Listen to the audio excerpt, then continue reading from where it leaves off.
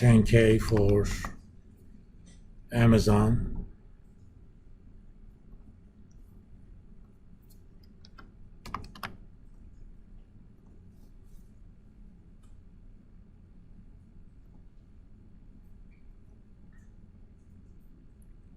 Filing, interactive data,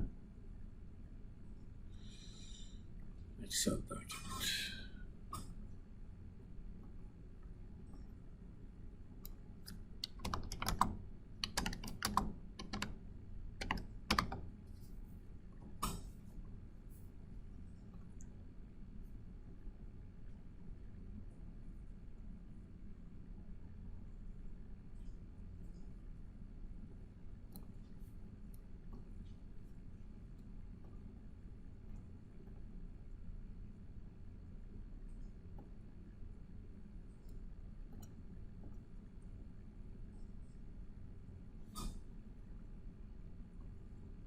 There's an item called Consolidated Statements of Comprehensive Income or Loss. One of the items is foreign currency translation adjustments, net of taxes. They lost about $2.5 billion. But that's because of translation of the foreign currency assets. So that's not necessarily a direct loss.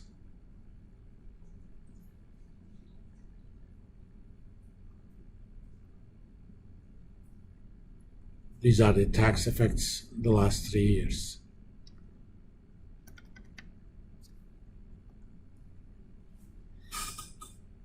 All right. Now, on this chapter, we're going to talk about different methods of dealing with transaction exposure.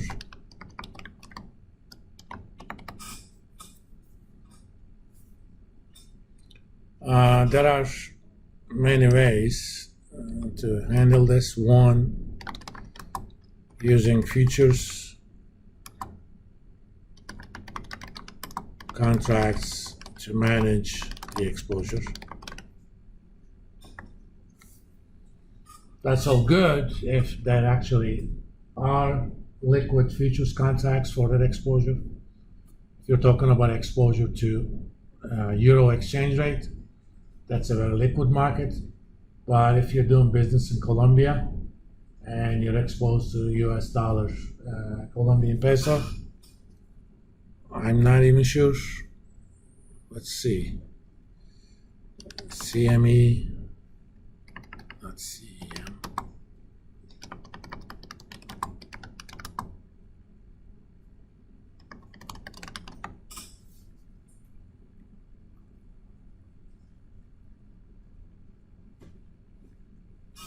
Let's go to cme.com.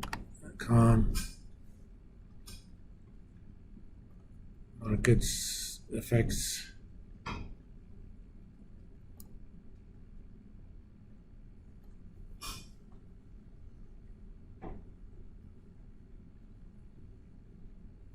Let's see. That's G10. I don't want G10.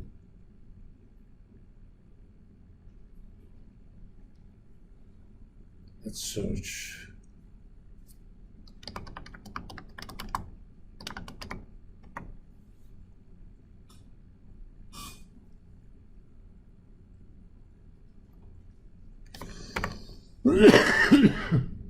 Come on.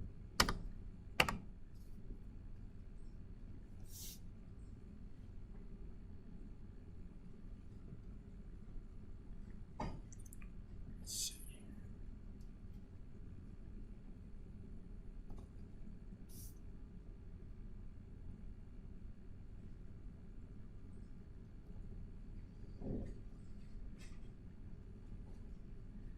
Apparently they did that, but let me try to find it. Well, let me find Turkish lira futures.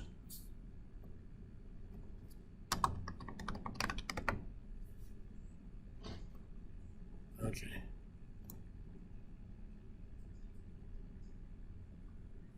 mean, they do exist, but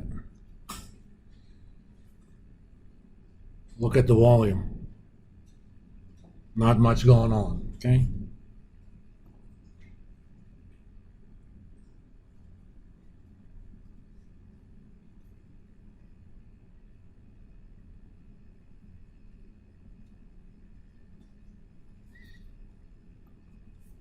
So futures contracts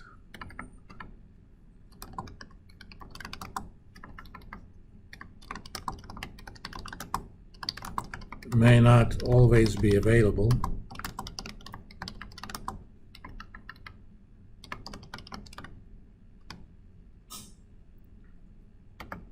So the second method is using forward contracts.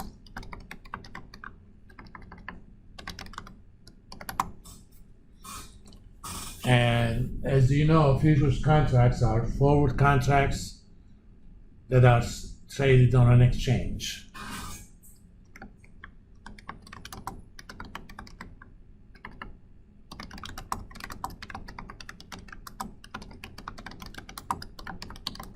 That are standardized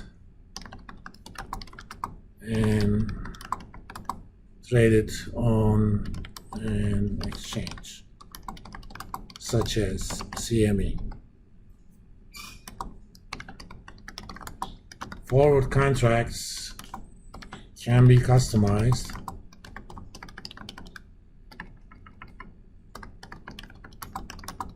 for both amount and expiration date,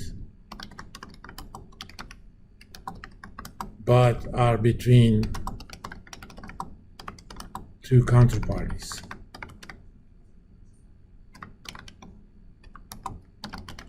Hence, you are also subject to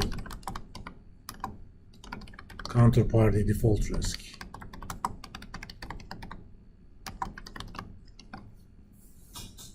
I lived through this back in 1998.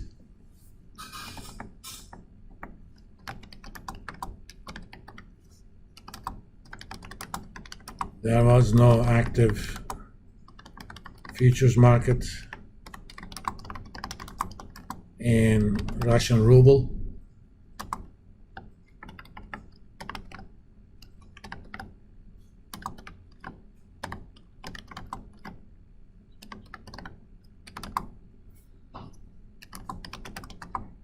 Hence,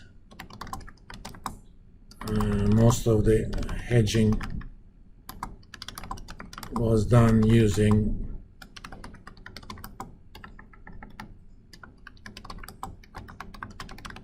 forward contracts where big three Russian banks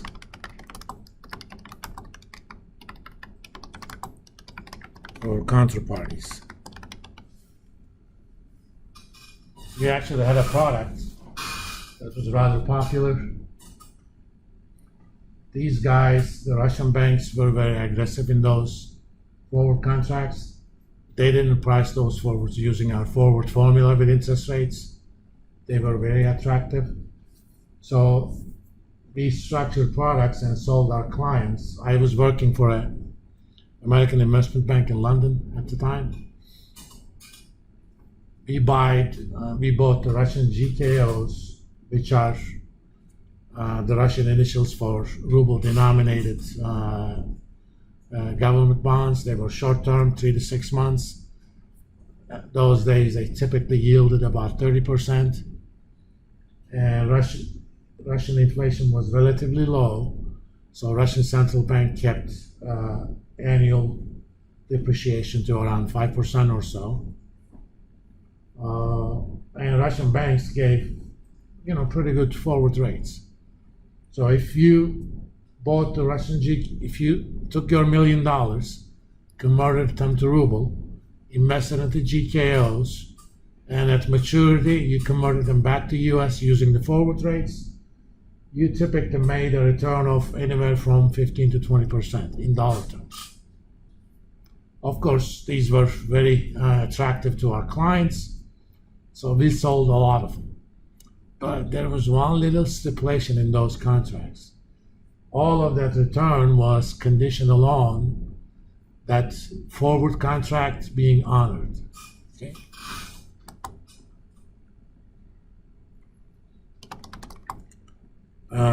Many contracts were not honored when Russia declared, they called it a moratorium on foreign currency payments, which was effectively a default on foreign currency obligations. Russia basically said, you know, do you own a euro bond issued by a Russian government? And that promises you a certain dollar payment. They said, just come to us, we'll pay that to you in rubles. Okay? But obviously, the promise was to pay in dollars, so they were in default. USD ruble went from around 6 to around 30 overnight.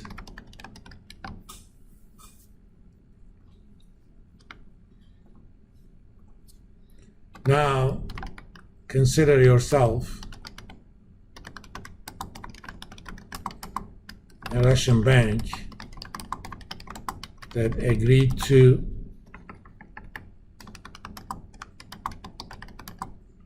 sell USD 1 million, let's say at 635.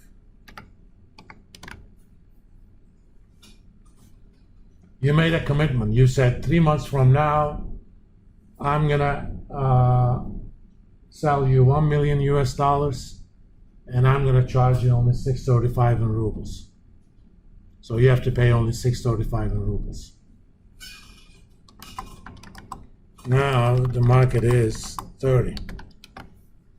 You have to get those $1 million from somewhere, right?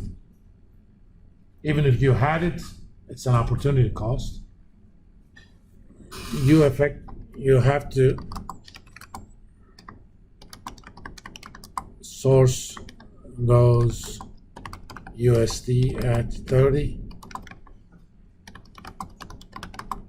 which means you lost 23.65 million rubles.